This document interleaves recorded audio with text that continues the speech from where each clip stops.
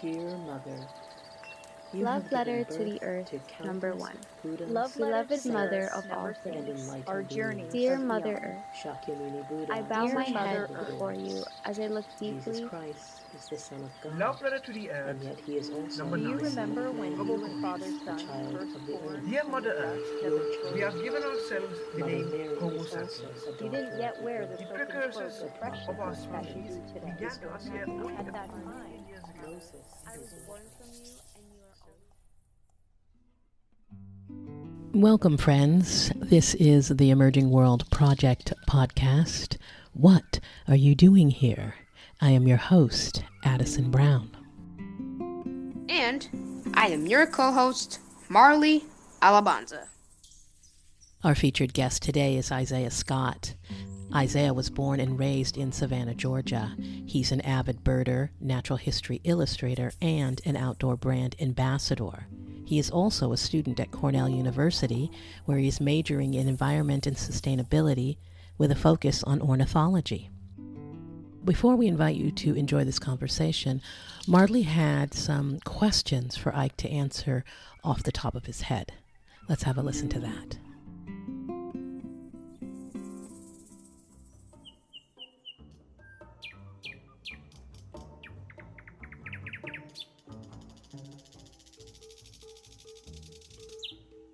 Describe yourself in 3 words.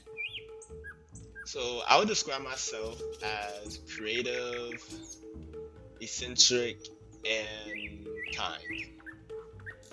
If you could paint anything, what would it be and why? I would definitely paint birds. I love painting birds. I love birds. What word would you add to the dictionary and what would it mean? I would add out here. And how you spell it, it's Outchere. And pretty much what it means is out here, or like comes from the phrase we out here or we be out here. And I really like this term. Mainly it's used for black birders. And that was kind of just coined when Black Birders Week when we first celebrated Black Birders Week, saying we out here, we're outside, we're out here having fun, enjoying nature, bird watching, and I just love the word. It's just we out here. What are you currently reading? One book that I'm kind of currently reading or looking at is Sparrow Envy. I'm a field guide to birds and lesser beasts by Dr. J. Drew Lanham. How would you define spirituality? I would define spirituality as a personal relationship with God, or your relationship with the universe, with nature, and your relationship with all living things around the world, and kind of just a self-realization of you and the universe. What terrible movie do you love? I would say, growing up, I remember this one movie, Spy Kids, and I used to love that movie as a child. And recently I watched one of the Spy Kids movies, and I realized how bad it was. Like how the graphics were just bad, the acting, just the whole plot, just everything. But I just loved that movie as a child, and I still kind of like the movies. What's something new happening in your life right now? I recently just finished my first year at Cornell University, so I am a rising sophomore, and that's something new. What is your closest close call? Well, personally, I know something just off my top of my head, but it's not necessarily my call, but it's I was there when it happened. I remember me and my family went to a trip to Puerto Rico, and we went on a hike in the El Yunque National Rainforest, And as soon as we got a car, I remember my brother was about to touch this plant, but then as he was about to touch it, our guy that was with us like stopped him and he was like, "Wait, stop! Don't touch it." What is your version of there are two types of people in this world? Yes.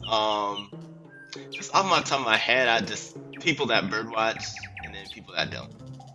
And last but not least, what animal best represents your personality? I would say like a blackbird, and I guess this doesn't matter like if it's a red-winged blackbird or a rusty blackbird. Just I don't know, blackbird. Um, yeah, because they're very colorful and like when the sun shines on them, they have bright colors, iridescent, and they're just very. I just love the blackness, the beauty of it.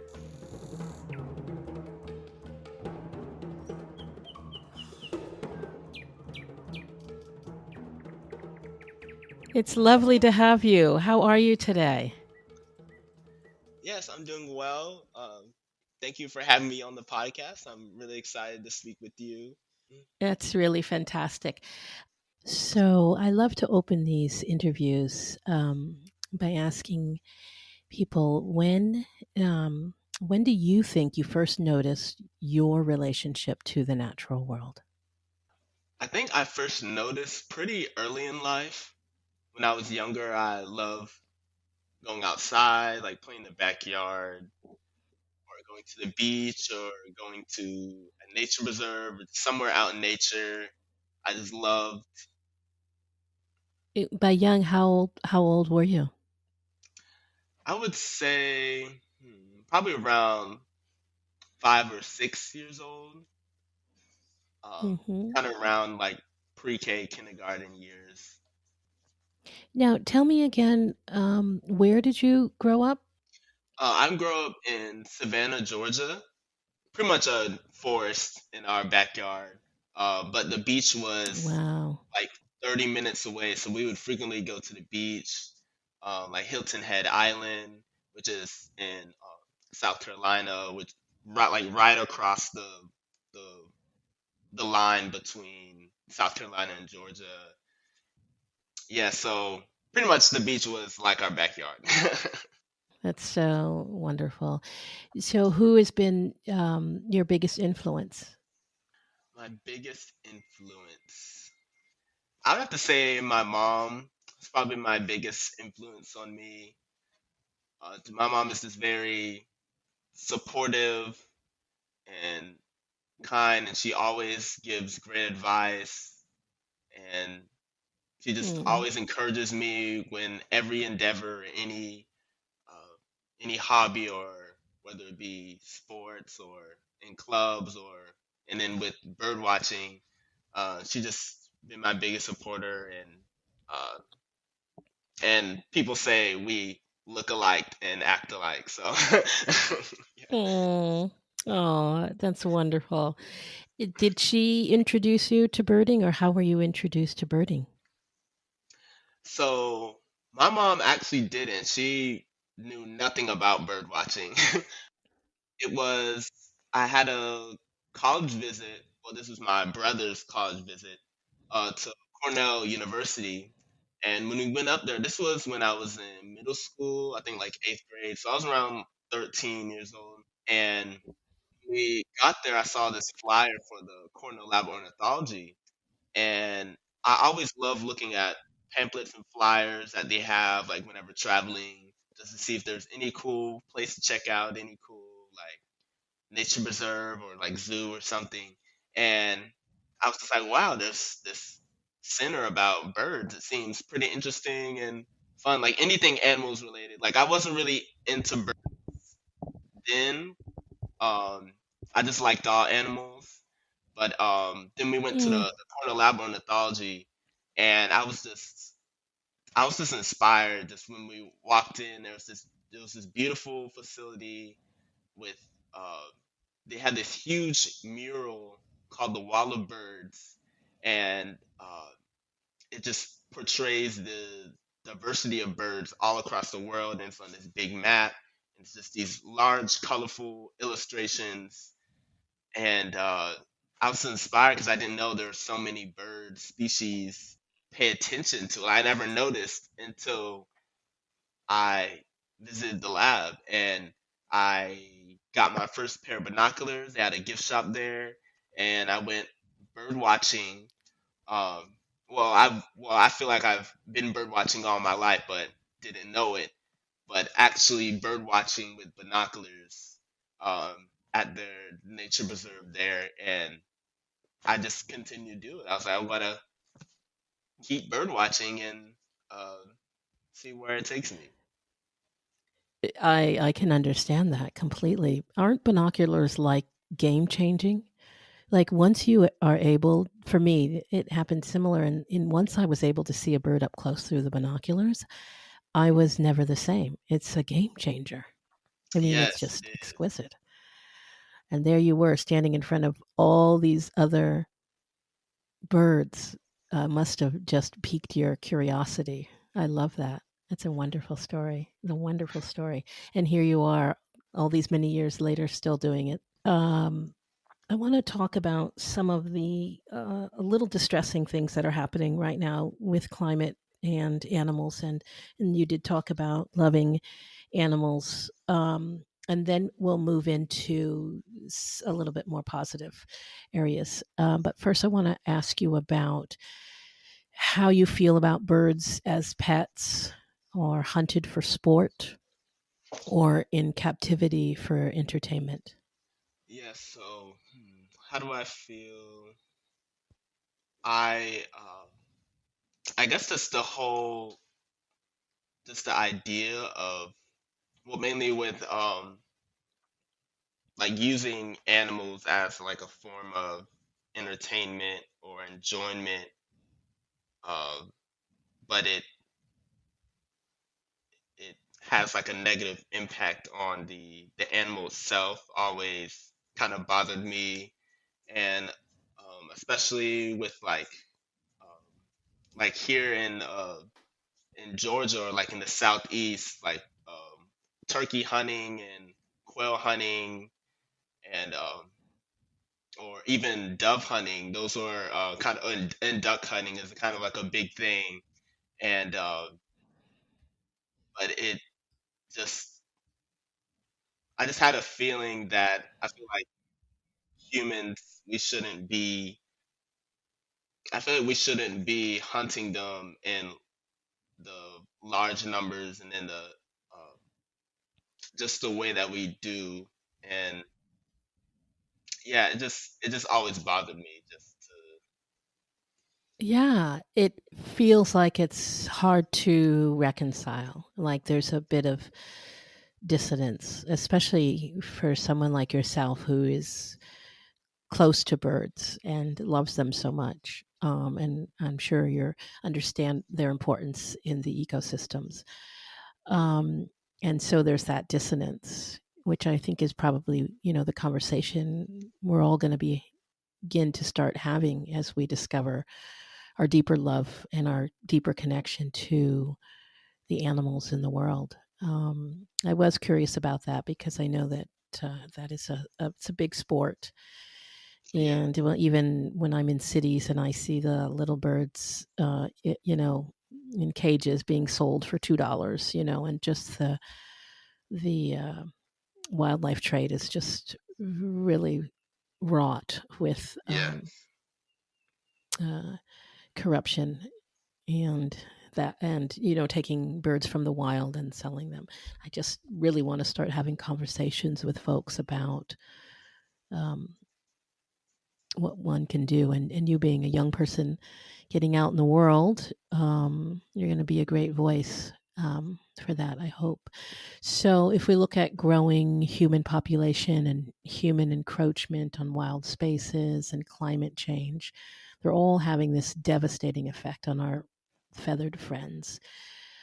What personally do you think, or would you suggest someone could do really simple to help our feathered friends here?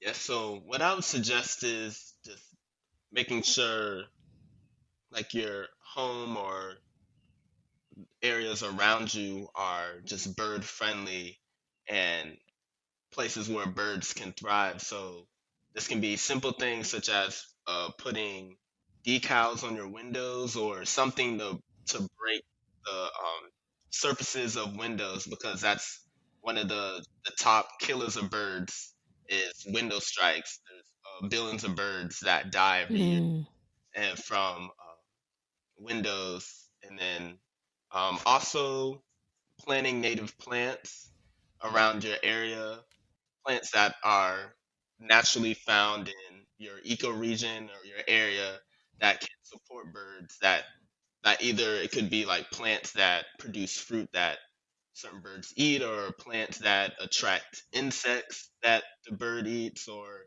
right. I was thinking about how insects, the decline in insects, and that has a lot to do with the plant with plants, and how we are not so much planting indigenous plants, but lawns and things that that don't support Mhm. wildlife or insects. So yes, and planting indigenous plants is so hugely important. Really wonderful tips. Oh yes, yeah. Plants are the just the foundation of ecosystems. So yes, very important. Right. So you also paint, draw birds and nature. You started to tell me earlier doing our quick like a bunny questions, but I'll let you expand on it a little bit. How important is that creative outlet for you, and how does it come into effect in your life? Kind of the same way how I have my relationship with nature at an early age. I had just love painting and drawing at an early age, and so that's always just Mm. been part of my life, and it's just been a way of just expressing myself. And yeah, after I got into bird watching and birds, uh, it just kind of birds just started to incorporate in my artwork. Yeah, now I just love drawing birds, and I just recently took a class in at Cornell called the Art and Science of Birds, and it was all about illustrating birds, and it was really awesome. Oh wow! Does it make you want to go into that area of illustration, or do you also draw imaginary characters? I was doing a little research, and I read an interview that you did, and you started to talk about. I didn't get finished with it quite, but about putting birds in the spaces where enslaved people were, to show. Well, I'll let you explain what I think I might have seen or what you were saying. Do you know what I'm talking about? Oh, yeah, about the Echoberry Fellowship book project. Yes, yes. Yeah, so with that, I was endowed money to illustrate a book, and it's mainly going to be a mostly illustrated book, and it's going to be just about the connection of birds and African culture, uh, and how enslaved West Africans through the transatlantic slave trade and I'm have some key areas such as like in the Caribbean, uh, the Barbados, and then the Gullah Geechee Heritage Corridor, which is South Carolina, Georgia, and like northern Florida, and how they pretty much had to adapt to the nature of these areas and how they encountered bird life and how that inspired their culture, such as in Gullah Geechee, there are lots of birds that are portrayed in their folklore, and and just how just birds were also just a natural representation of liberation and freedom for African people, and how also birds reminded them of their indigenous homeland and their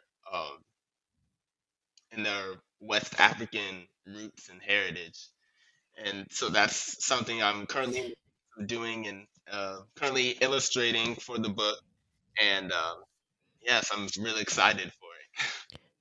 It sounds really, really interesting. Now, are you working in collaboration, or will you also, uh, besides the illustration, will you write the text to it as well? And will it be a hard book or an online book?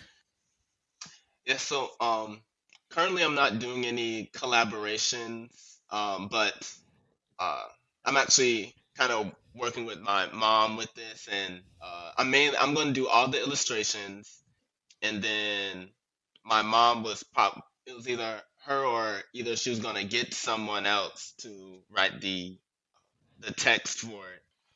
That sounds really interesting project. Good luck to you.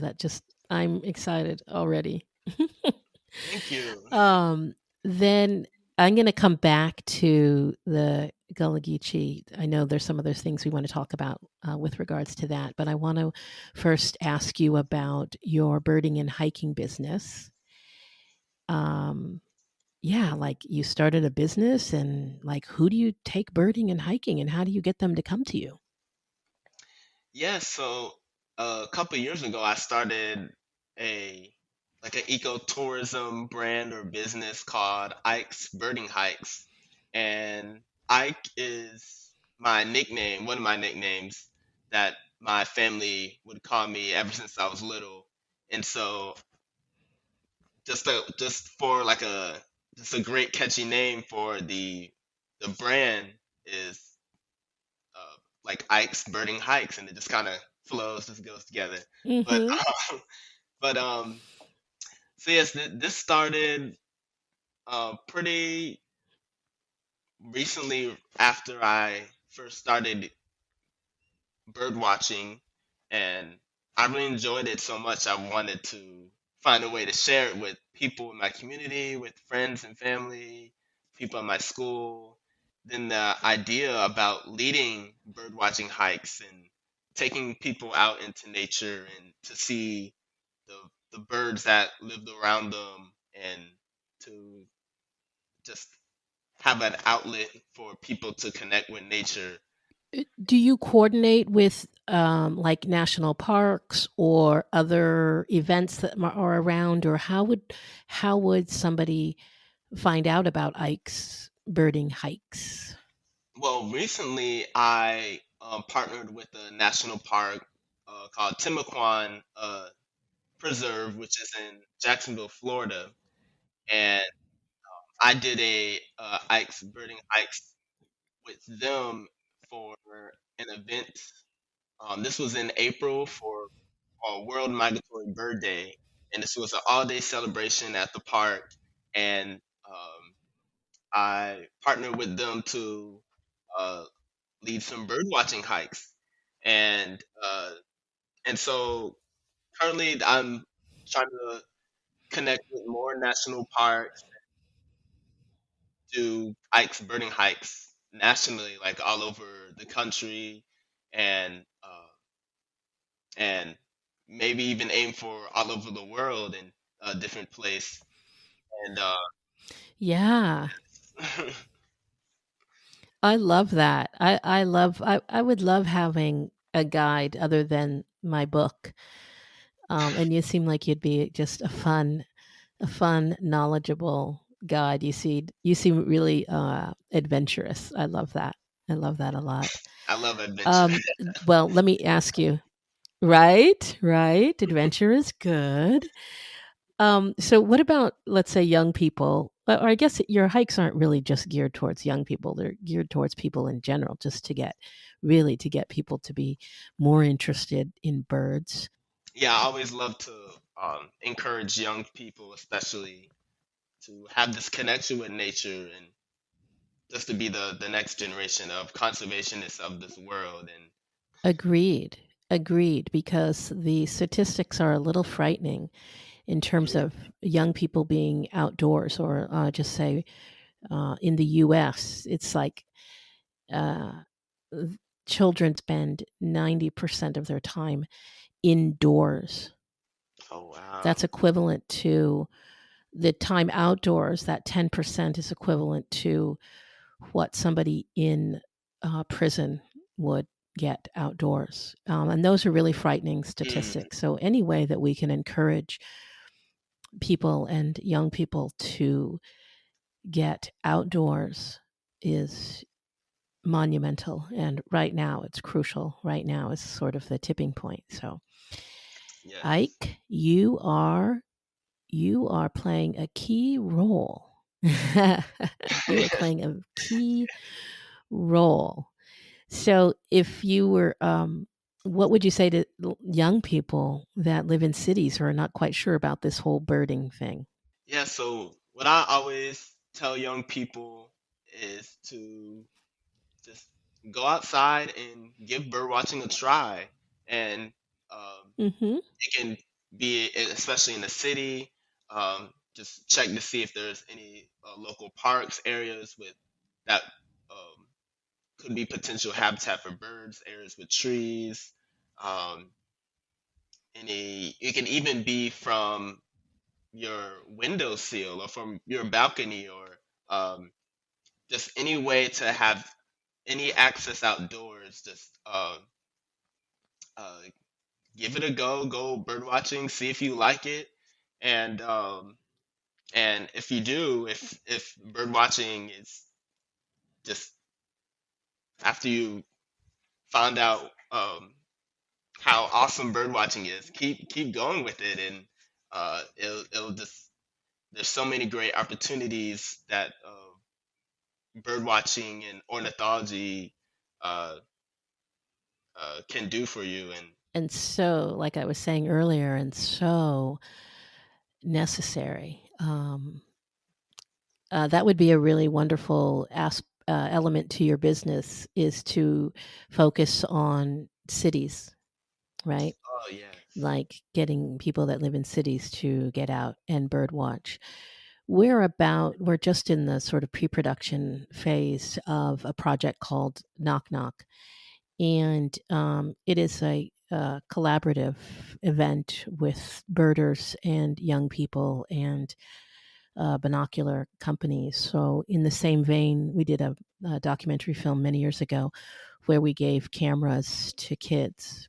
This way, we're going to be giving binoculars to children and doing a sort of, like I said, a collaboration of citizen science and education for young people.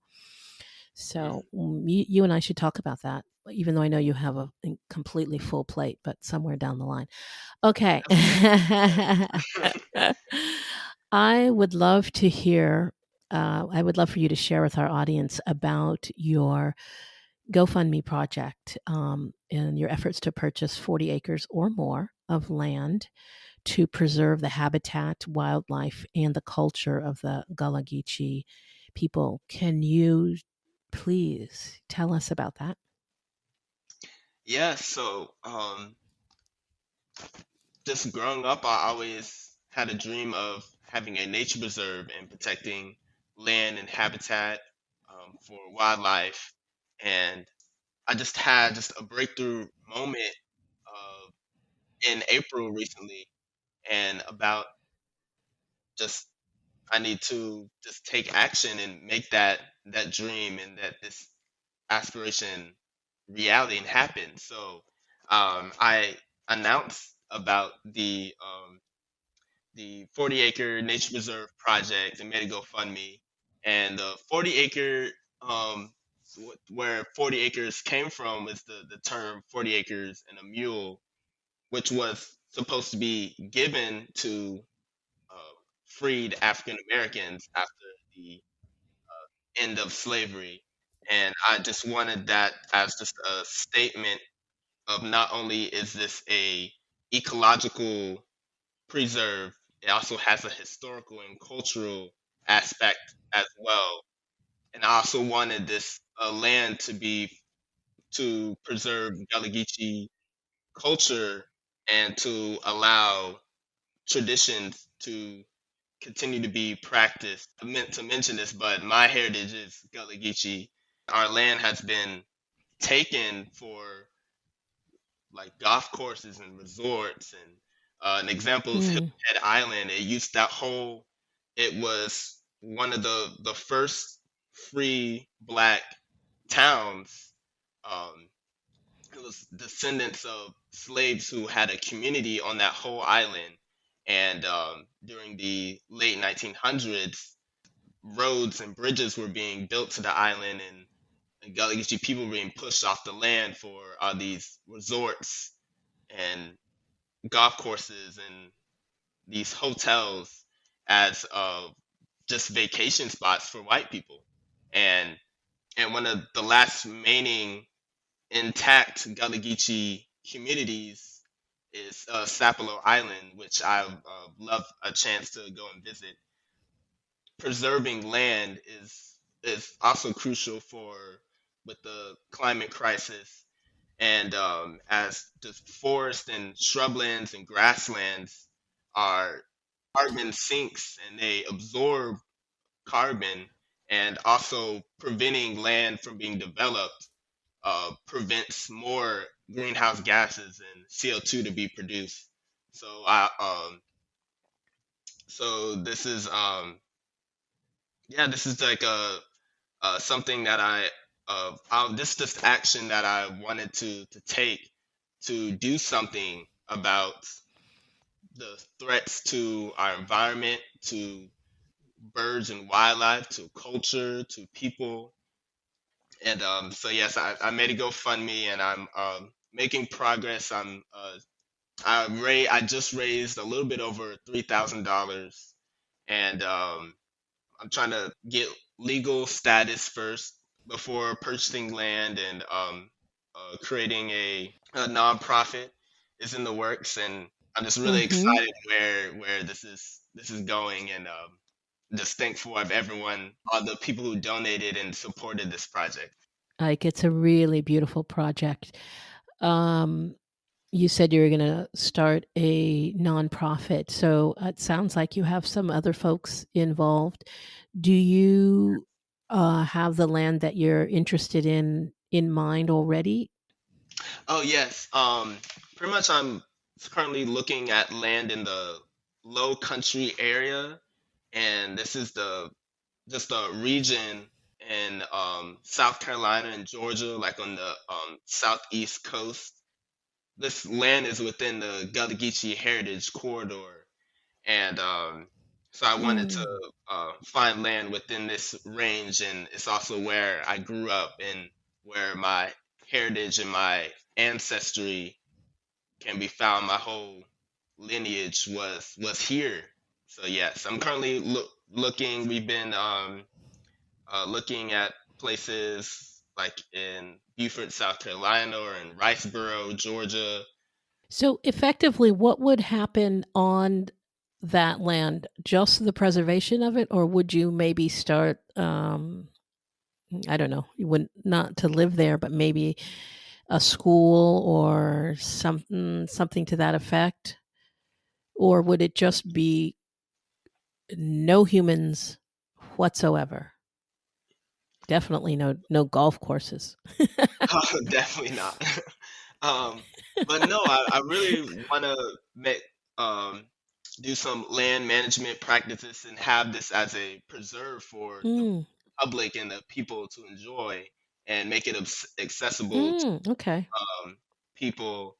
And I know a few like starter projects is like if there's any like invasive plant species, do like invasive plant species removal, and planting native plants, and just creating a habitat that'll have the most biodiversity and avian species richness.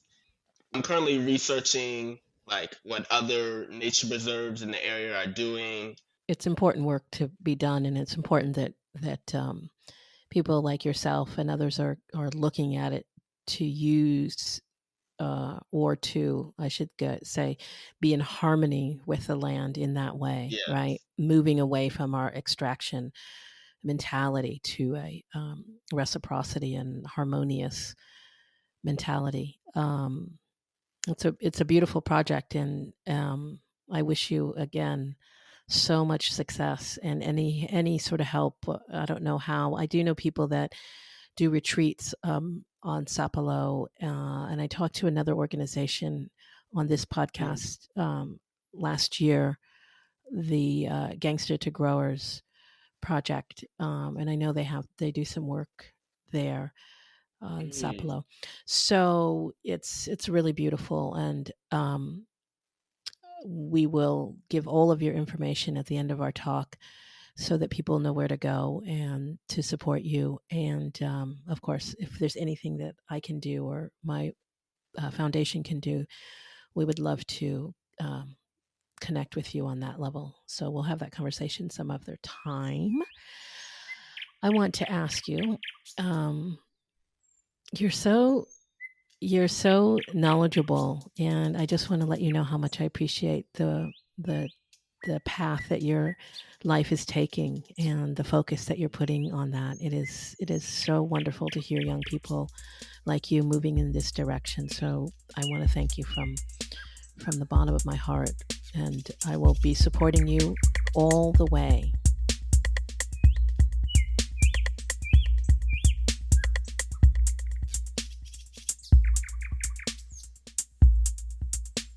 We're talking to Isaiah Scott. He is the recipient of the Eckleberry Fellowship for 2021, which endows nature artists with the goal of enhancing the impact of their work.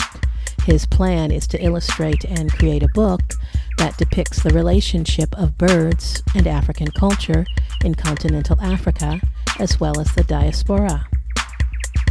Don't go anywhere. We'll be right back.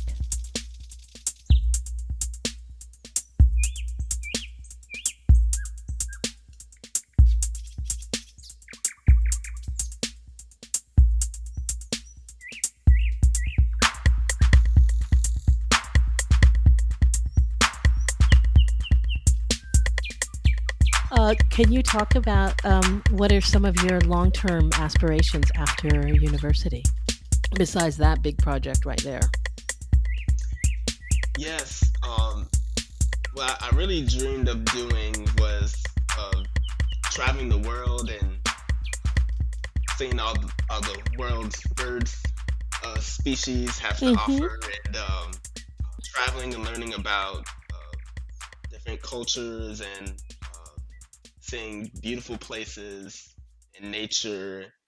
Also doing more conservation work with like threatened and endangered species or protecting crucial habitats. And then It's a big world out having, there. yes, yes. I just to see the world, and that's something that I dream of doing. And then I don't know, maybe down the line, maybe when I retired or like grow old, to have just like a small little house somewhere in a low country area, like maybe on like a coastal sea island or something, uh, and maybe even somewhere near the preserve, or maybe even on the Yeah, that would be, but yeah, and that would be ideal. I think traveling is especially when you're looking at birds, like, going all over the world to see the different species. I forgot what special I was watching. I think it was the one that Barack Obama narrated. And I mm, can't even remember the name of the bird, and you're going to know. But it had like a 20-foot wingspan, this oh, bird. I can't believe I can't remember the name of it, but my jaw was dropping when I watched it. And I said, oh my gosh, like I have to go there and see that bird, which is highly unlikely. When I oh, remember it, I'm gonna send you a note. Do you know what it is? is it the harpy eagle? Could be. Oh, I mean, okay. this was like the size. I'm probably exaggerating, but it felt like it was the size of a person. It was unfathomable how Oh, large it was. I oh, want to say the Andes, perhaps in the oh, Andes. the Okay. Andean condor. Yes. Oh my goodness. They're huge. Oh my goodness. What a beauty. Unbelievable. So, do you have, I know you probably get this question all the time, but do you have some bird that you absolutely must see in your lifetime? Yes, I have several of them. Let's see if I can. Well, I know one off the top of my head. It's called the Kagu, and this it's this very bizarre flightless bird, and endemic to New Caledonia, and it's white bird, and it has this like frill on its head, and they can't fly, but they make like this crazy call, and just they just I seem love that. They so can't fly, but it's a bird. yes. And yeah, that bird always interests me because it's just so unique. It's like no, and yeah. So hopefully, I'd love to go and see it. They're also endangered, I believe, unfortunately. But hopefully, in the Yeah. future, I'd love to maybe do conservation work for the species and to help them be around. And Yeah, that sounds like an amazing, amazing bird without flight. I'd like to see that too. I'm in California. We have a really rich biodiversity and so many birds. Like, Mhm. like I was just telling you where I'm at now in the mountains. It's unbelievable. The other day I saw um, a bird and I didn't even recognize it, and it was gone by the time I, got my phone to turn on my app to blah blah blah blah blah. It was gone, and I was like, "What? What an amazing world we live in, and how amazing to look up, more often than looking down, right? To Yeah. look up and to see this whole world, just this whole world. Mhm. Sometimes I'm just wondering, what are they talking about? It's so beautiful. I mean, it's just so, so beautiful. Mhm. So, in closing, Ike, I want to have one more fun question for you, okay? But first, tell me where I should direct people. Oh yes. So yes, you can find my purchase my prints or find my artwork on the Charleston Art Market, and if you go in there and just search up Wonderful. my name, my it'll show my whole catalog of art. My Instagrams, my main one, Ike's Birding Hikes. That's my Instagram, and my art Instagram is the Isaiah E. Scott. And then also you can find my GoFundMe link for the 40 Acre Nature Preserve project in my bio of Ike's Birding Hikes. Okay, so that information will be made available. Okay, in closing, here's your one question. If you had one billboard, Ike, for all the world to see, what would it say? Just a message, just to tell people to notice and be a steward to the our natural world and to the earth and to the all living things, to the animals and birds and plants and yes. I love that. I love that. To remember that one is an ambassador, or to be an ambassador to the earth, right? Yes. And so our earth includes all of those things: wildlife, plants, minerals, air, water.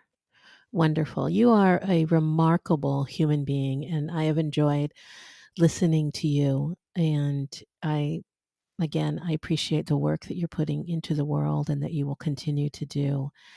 And I thank you for taking the time to come and talk to us. And thank you for having me and asking these amazing questions. And yes, I was really, really glad to be on the podcast. All right, that's going to do it for us for this episode. I'm Addison Brown, and this is the Emerging World Project podcast. What are you doing here? We'll catch you all on the flip side, okay? And remember, be the light in the room. Thank you for stopping by. You can help us spread the word about What Are You Doing Here by sharing this episode or leaving a review in your favorite podcast app. Reviews help potential listeners see that our show is worth their time, and every single one makes a difference. For a deeper look at what the Emerging World Project is up to, head on over to emergingworldproject.org. The Emerging World Project studios are on Tongva land.